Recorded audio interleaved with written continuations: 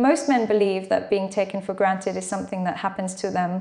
They view it like a weather pattern, an unfortunate shift in the climate of their relationship that they simply have to endure. They tell themselves she's just changed, or the honeymoon phase is over, but that is a lie. It's a comforting lie because it removes your agency. The truth is far more clinical and, frankly, far more uncomfortable. You weren't a victim of her changing. You were the architect of it. You didn't just allow her to take you for granted. You trained her to do it. Every time you overextended, every time you tolerated a boundary being stepped over, and every time you gave your presence away for free, you were issuing a manual. You were teaching her that your value is infinite, your standards are liquid, and your presence is a guaranteed utility rather than a hard-earned privilege. Today, we aren't looking at her behavior, we are looking at the mirror. We're going to dissect the psychological mechanics of how a man, often with the best intentions, dismantles his own respect. If you feel unseen, if you feel like a ghost in your own home, or if you feel that the more you do, the less she cares, stay with me. Because we are going to stop the training today. Let's look at the first mistake. The infinite giver. In the modern dating landscape, men have been sold a hallmark version of masculinity. You've been told that if you provide, if you are consistent, if you are the nice guy who never wavers, you will be rewarded with loyalty. Psychologically, this is a disaster. Humans, not just women, all humans, do not value what is abundant. We value what is scarce. This isn't a game, it's basic evolutionary biology. When you provide high-intensity effort without requiring reciprocity, you aren't showing her how much you love her. You are showing her that your effort has a price tag of 0. Think back to beginning. You planned the dates. You sent the good morning texts. You were the rock. At first, it was beautiful. There was contrast. She didn't know you yet. Your attention was a gift. But then, you kept doing it, even when she stopped saying thank you. Even when her replies became one-word answers. Even when she started choosing her friends over your Friday nights. You kept giving. You thought, if I just do a little bit more, she'll see how much I care and go back to how she was. No, she won't. Because you've removed the feedback loop. You've taught her brain that no matter how little she invests, the dividends from you remain the same. You've turned yourself from a high-stakes investment into a background noise. You are the Wi-Fi in the house. Everyone expects it to be there. No one thanks the router when it works, but they only notice it when it breaks. Do you want to be a husband, or do you want to be the Wi-Fi? This leads us to the second way you train her to disregard you, and it's through the sound of your own voice, specifically over-explaining your boundaries. I see this in my practice every single day. A man feels disrespected, he feels hurt, so what does he do? He writes a 3-paragraph text explaining why he's hurt. He narrates his trauma. He justifies why he thinks it's not okay that she stayed out until 2 a.m. without calling stop. When you explain your standards to the point of exhaustion, you aren't communicating strength. You are communicating a desperate plea for her to approve of your boundaries. You are handing her the gavel and asking her to judge if your feelings are valid. A high-value man doesn't need to explain why respect is a requirement. He simply makes it a requirement. If you tell her, I feel really anxious when you don't text me back because my ex cheated on me and I just want us to have a healthy communication style. You have just told her that your boundary is actually a weakness she can manage. You've turned a standard into a negotiation. When you over-explain, you are essentially saying, I have no power to enforce this, so I'm going to try to talk you into doing it for me. She doesn't take you for granted because she's mean. She takes you for granted because she can see that you are afraid of the silence that follows a boundary. You are afraid that if you don't explain yourself, she'll leave, and she can smell that fear. This brings us to the most painful realization, the removal of consequences. Love without consequences is not a relationship, it's a hostage situation where you are the one holding yourself captive. Most men confuse consequences with punishment. They think that if they pull back, they are being toxic or manipulative. So they stay when she rolls her eyes. They stay when the intimacy dies. They stay when she speaks to them with contempt in front of their friends. They stay because they think unconditional love means unconditional tolerance. Let me be very clear, there is no such thing as a healthy relationship without the threat of your departure if she knows deep in her soul that there is nothing she can do to make you leave, or even to make you less available. Then you have become a non-factor. You have no leverage, you have no urge. Why should she put in the effort to be charming or kind or sexual when the reward, which is you, is already guaranteed regardless of her behavior? You have trained her to believe that you are a permanent fixture, like a piece of furniture. You don't court a sofa. You just sit on it. The moment you stopped being willing to walk away, or at the very least, the moment you stopped being willing to pull back your energy in response to poor treatment, was the moment she started taking you for granted. You removed the cost of losing you, and if there is no cost, there is no value. Now, we have to ask why you do this, because you weren't born this way. Most of the men I work with are overfunctioners. They were often raised in environments where love was conditional on performance. Perhaps you had a mother who was emotionally volatile, and you learned that the only way to keep the peace was to anticipate her needs before she even had them. You became a pleaser to survive, but what worked for you as a child is destroying you as a man. In a romantic dynamic, when you anticipate a woman's every need, you rob her of the opportunity to long for you. You rob her of the chance to do something for you. When you do everything, you leave her with nothing to do but judge how you're doing it. Think about the neurochemistry of attraction. Attraction requires a gap. It requires a space between two people that needs to be filled with effort. When you bridge that gap entirely by yourself, you kill the tension. And when the tension dies, the attraction dies. When a woman stops feeling attraction, she doesn't always leave. Often, she just settles into a state of comfortable contempt. She likes the security you provide, but she no longer respects the man providing it. She takes you for granted because you've made it too easy for her to do so. She is bored. And in the mind of a woman who is bored, your kindness looks like weakness. Your consistency looks like a lack of options. Your devotion looks like a lack of self-respect. So how do we fix it? We start by reintroducing the concept of recalibration. Recalibration is not about being all for a red pill or playing games. It is about matching the energy that is being given to you. It is about having the self-respect to say, I am a high-value man and my energy is a limited resource. If it is not being appreciated, it will be redirected. Are you prepared to do that? Are you prepared to stop being the one who always initiates? Are you prepared to sit in the discomfort of her silence without trying to fill it with your own insecurities? Let's talk about dopamine. Dopamine is the chemical of pursuit. It is the chemical of wanting, not having. When you are the infinite giver, you are a constant source of dopamine for her. But there is no spike because there is no uncertainty. You are a steady drip, and the brain eventually ignores a steady drip. To break the training, you have to introduce intermittent reinforcement. Again, this isn't a game, it's how the human brain is wired. You need to become a person whose attention is a reward, not a right. This week, I want you to look at your phone. Look at the last 10 text exchanges. Who initiated, who sent the longer messages, who was the last one to like a photo. If the ratio is ADOT 20 in your favor, you are the trainer. You are training her to be lazy. You are training her to believe that her role in the relationship is to simply exist and receive. The first step in retraining her is to stop the flow. You don't need to be mean. You don't need to have a big talk. You just need to be less available, less explanatory, less eager. When she realizes that the why fear is starting to flicker, when she realizes that your attention is no longer a guaranteed utility, she will do one of two things. She will either step up to fill the gap, which is where respect begins to grow, or she will show you that she never valued you at all. And that, my friends, is the truth you are most afraid of.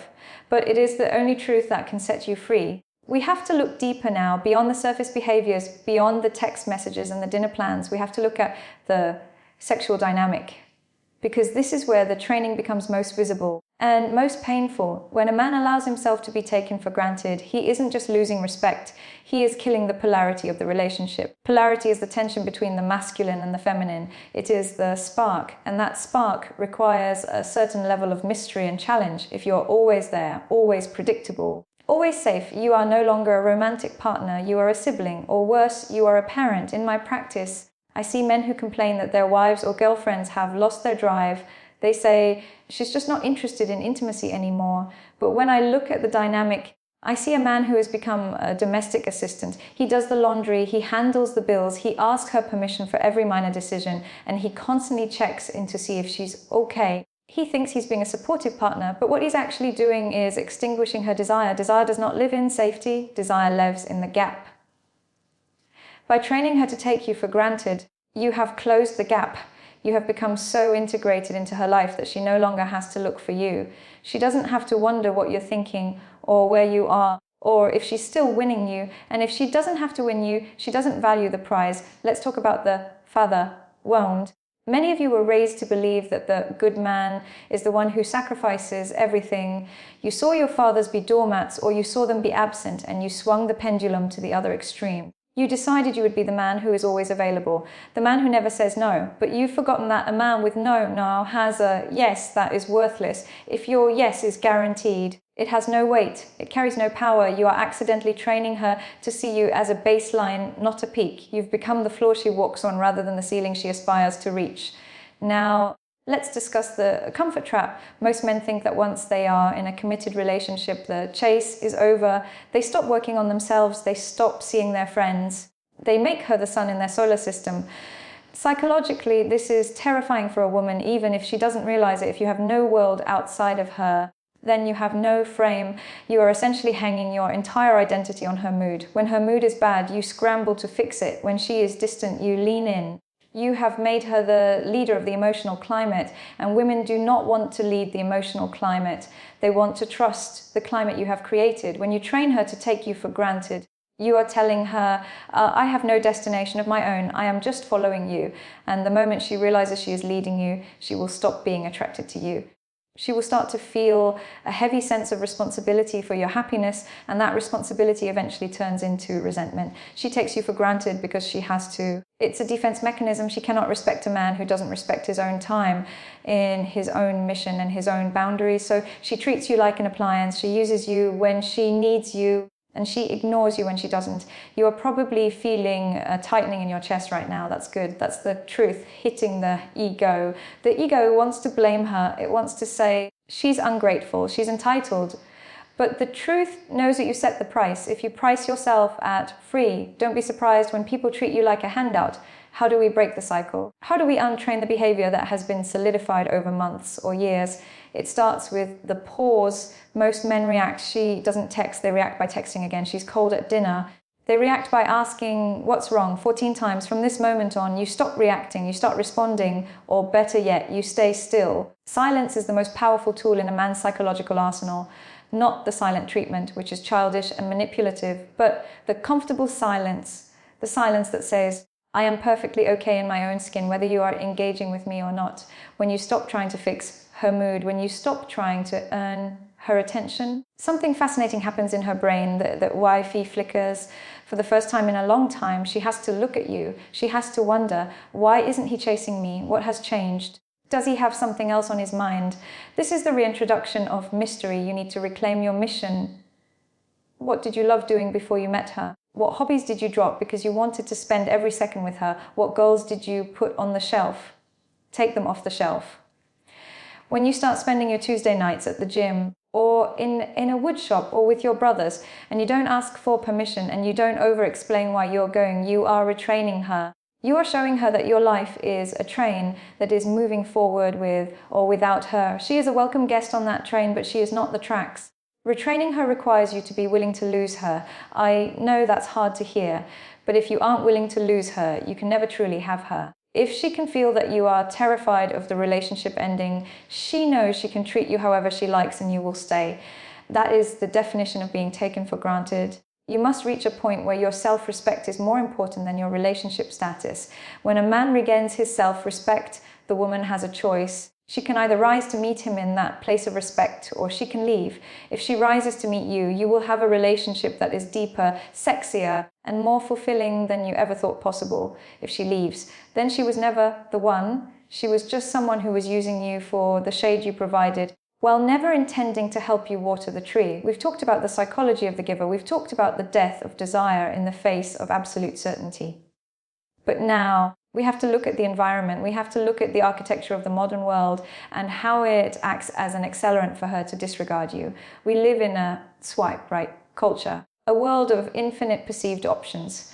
And whether she is active on those platforms or not, the energy of the world she lives in tells her that everything is replaceable, everything is an upgrade away. When you are the infinite giver, you aren't just competing with her past or her expectations, you are competing with the algorithm of the next best thing.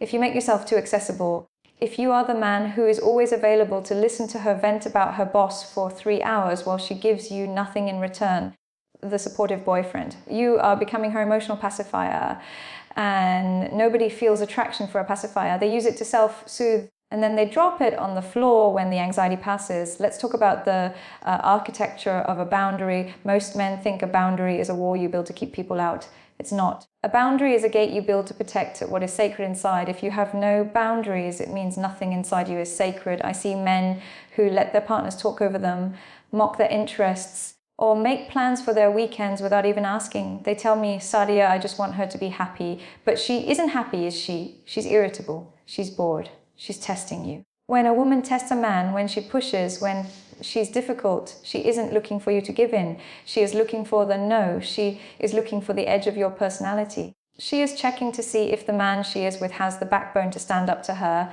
Because if you can't stand up to her, how can she trust you to stand up to the world? If you don't have a boundary with her, she cannot feel safe with you. And when a woman doesn't feel safe, she cannot feel attraction. And when she doesn't feel attraction, she treats you as a utility.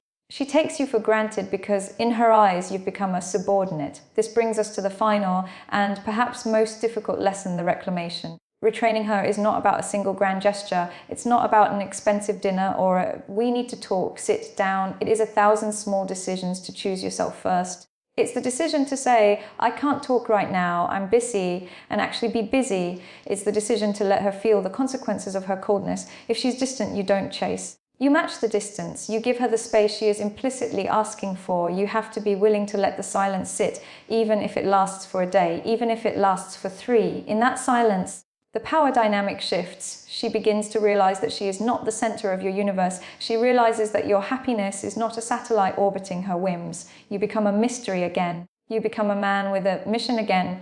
And for the woman who truly loves you, this will be the spark that reignites her respect. She will see you standing in your own frame. And she will remember why she wanted to be in your world in the first place. But hear me, some of you will do this and she won't come back. She will stay distant. She will get angry that you are no longer compliant. Let her. If her love was dependent on your self-abandonment, then it wasn't love. It was consumption. You were being consumed, not cherished. And you are worth more than being a consumable resource. We have covered a lot of ground today. We've looked at the training manuals you've been writing for her without even knowing it. We've looked at the chemicals of pursuit and the architecture of your own disrespect, but knowledge without action is just a sophisticated form of procrastination. I want you to do something right now. First, I want you to subscribe to this channel, not for me, but for yourself. You need these reminders. You need to hear the truth that the world is trying to hide from you. Second, look at your life today. Identify one area where you are overfunctioning. One place where you're giving 100% while she gives 0%. Stop doing it. Don't explain why. Don't announce it. Just stop. Let the vacuum exist. Let her see what happens when your unlimited effort becomes limited addition. Leave a comment below. I want to know what is the one boundary you have been afraid to set. Write it down. Publicly declaring it is the first step to enforcing it. Read the comments of your brothers. Realize you aren't alone in this training. It's time to stop being the we-fi. It's time to start being the man. Thank you for listening.